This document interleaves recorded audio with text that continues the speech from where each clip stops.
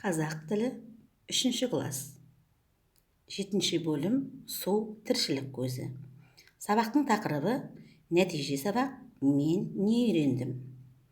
Бүгінгі сабағымыздың мақсаттары тыңдаған материал бойынша тірек сөздерді белгілеу, ашық және жабық сұрақтарға жауап беру, өз бетінше мәтіннің тақырыбын және мұғалімнің көмегімен негізгі ойды анықтау. Тірек сөздер мен жоспарды пайдалана отырып, берілген тақырып бойынша әңгіме құрау. Оқыған, тыңдаған және аудиовизуалды материалдар бойынша мұғалімнің көмегімен жоспар құрып, мазмұндама жазу. Балалар, біз осы бөлім бойынша су тіршілік көзі бөлімінде сан есімнің сын есім туралы сөз таптарын өткен болатынбыз. Ендеше мен білемін айдарымен қайталап өтейік. Сан есім дегеніміз заттың санын, ретін, мөлшерін білдіретін сөз табы. Сұрақтары қанша, неше, нешінші деген сұрақтарға жауап береді екен. Сан есім дара және күрделі болып екіге бөлінеді. Дара сан есімге бір сөзден жасалған сан есімдер жатады. Мысалы, 1, 2, 3, 1000, миллион. Ал күрделі сан есім 2 немесе одан да көп сөздің тіркесінен жасалады. Күрделі сан есімдердің құрамындағы сөздер бөлек-бөлек жазылады. Мысалы, 38, 555. Әрі қарай сан есім мағынасына қарай екіге бөлінеді. Есептік сан есім және реттік сан есім. Есептік сан есім қанша, неше сұрақтарына жауап беріп, заттың нақты санын білдіреді екен. Осы есептік сан есімге ыншы, інші, ыншы, інші жұрнақтары жалғанып, реттік сан есім жасайды екен. Реттік сан есімге нешінші сұрақ қойылып, заттың саналы ретін білдіреді екен. Олай болса балалар, бұл сан есім туралы біздің ұғымымыз. Енді сын есімге тоқталайық. Сын есім дегеніміз заттың көлемін, пішінін, дәмін, түр-түсін, сынын білдіріп, қандай деген сұрақтарға жауап береді екен. Тұлғасына қарай сын есім екіге бөлінеді. Негізгі сын есім және туынды сын есім. Негізгі сын есім түбір сын есім не жасалады? Мысалы, сары, таза, тәтті, терең. Ал туынды сын есім жұрнақ жалғану арқылы жасалады екен. Мысалы, көшпелі, оқымысты. Міне балалар, біз осы сөз таптарын қайталап өттік. Ендеше балалар, қазір дәптерімізді ашып, көркем етіп, мәтін жазып алайық. Олай болса, оқулығымыздың 87-ші бетіндегі 44-ші аттауға назар аударайық. Арал теңізі Каспийдің шығыс жағына орналасқан. Көлемі жағынан дүние жүзінде 4-ші орын алады. Тереңдігі 25 метрден аспайды. Балалар, осы жерде сіздер сан есімдердің астын сызасыздар. Сан есімнің қай түрі екенін ажыратасыздар. Ендеше бұл жердегі сан есімдер 4-ші және 25 дұрыс айтасыздар. Яғни 4-ші нешінші? 4-ші, яғни реттік сан есім болса, 25 қанша? 25 бұл есептік сан есім болып тұр екен. Тамаша балалар.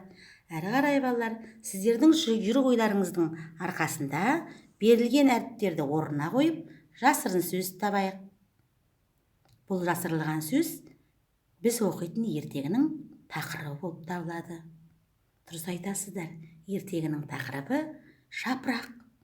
Тыңдалым 90-шы бет, ертегіні мұқият тыңда. Көктем келді.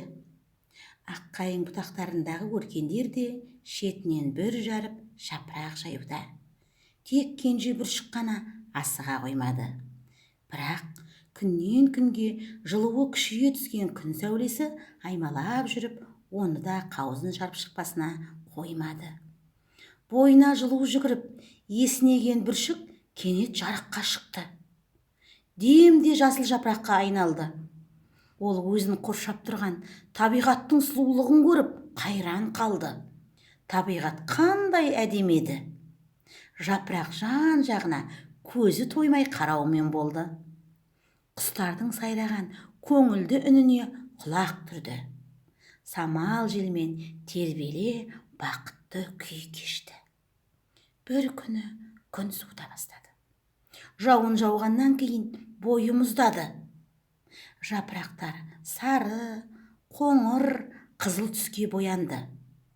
Аспанды жиі-жиі бұлт торлайтын болды. Бір күні ол аққайың анадан табиғаттың бұл өзгерісінің сырын сұрады. Балалар, ертегіні мұқият тыңдап болсақ, сұрақтарға жауап беріп көрейік.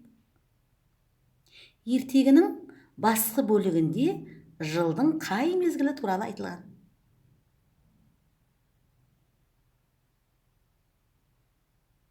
Дұрыс айтасыңдар. Көктем мезгілі туралы айтылған екен. Не жапырақ жайды?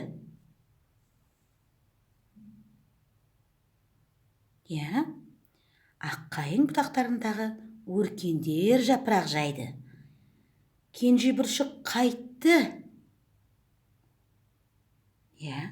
Кенже бүршік жапырақ жаюға асыға қоймады. Дұрыс айтасыздар. Ол қандай жапыраққа айналды?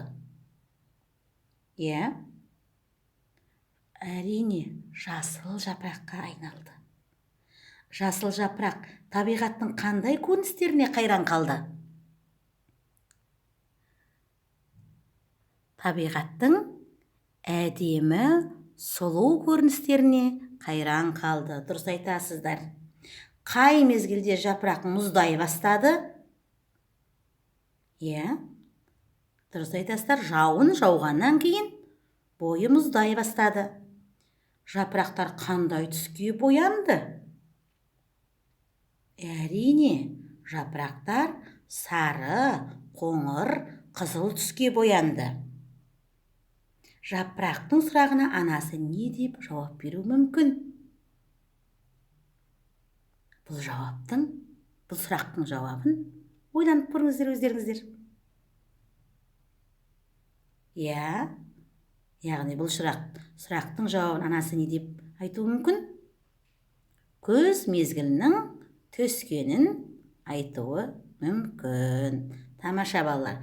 Ендеше балалар, қарамен жазылған сұрау мағынасындағы сөздерге назар аударыңыздар. Осы сөздерге жауап болатын сөздер мен тірек сөздердің қатарын құрап көріңдер. Үлгі. Көктем. Не көктем? Не аққайың? Әрі қарата өздеріңіз сұрап көріңіздер.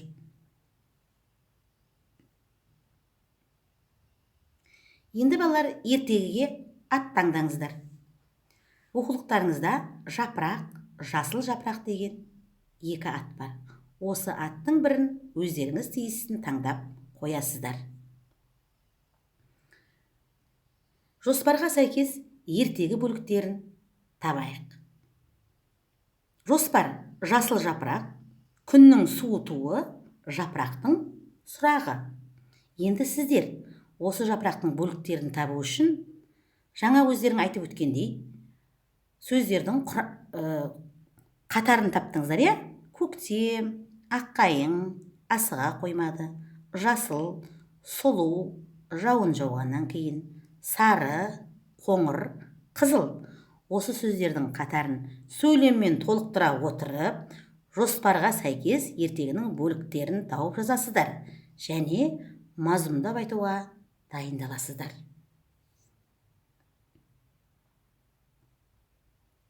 Олай болса балалар, осы ертегідегі түсіндірме сөздікпен жұмыс жасап өтейік. Өркендер. Өсімдіктер сабағындағы бүршіктер түбінен пайда болатын мүшесі. Бүр жарып, бүршіктеніп, гүл жарып. Қауызын. Бұл жерде қабығын дегенді білдіреді екен. Құлақ түрді, тыңдады. күй кешті, басынан өткізді, сезінді, бойы мұздады, яғни салқындады деген мағынаны білдіреді екен.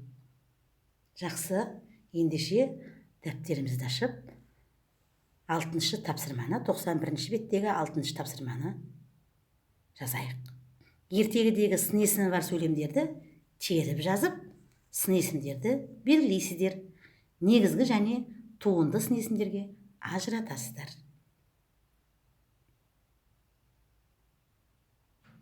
Үйге тапсырма. 91-ші бет, 7-ші тапсырма. Мазмұндама жазуға дайындал. Ол үшін келесі реттілікті жүзеге асыр.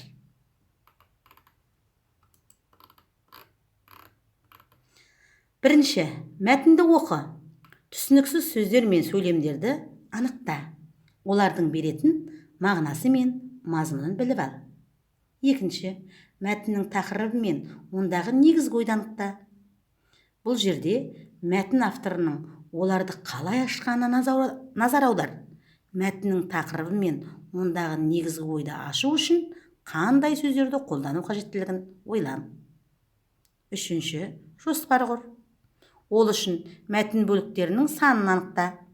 Әр бөліктегі басты нәрсені белгілеп ат қой. Төртінші, жазуда қиындық келтіретін сөздерді тауып жаз. Олардың жазылуын есіңе сақта. Сөйлемдердің құрылымына және олардың тыныс белгілеріне назар аудар. Бесінші, мәтінді тағы бір оқып шық. Мазмұнын іштей айтып көр. Жоспар бойынша мазмұндама жаз. Әр бөлікті азат жолдан бастап жазуды ұмытпа. Алтыншы, жазған мазмұндамаңды тексер. Енді балалар, бүгінгі сабақ бойынша менің жапырағым әдісімен бағалап өтейік. Бүгінгі сабақта тапсырмалар толық орындадым дегендеріңіз жапырақты жасыл түске бояңыздар. Бүгінгі сабақта тапсырмаларды жартылай орындадым дегендеріңіз жапырақты сары түске бояңыздар. Ал бүгінгі сабақта тапсырмаларды орындауда қиналдым дегендеріңіз жапырақты қызыл түске бояңыздар.